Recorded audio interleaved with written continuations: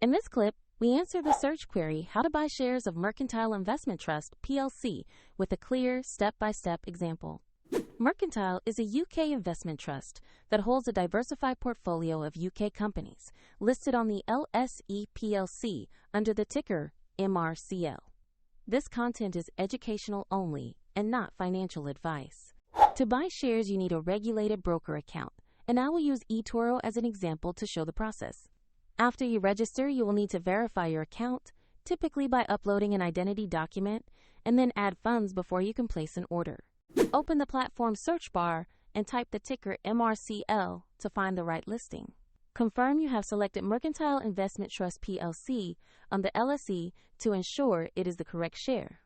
On the asset page, review the basic company summary and the price chart to check recent movements and headline facts.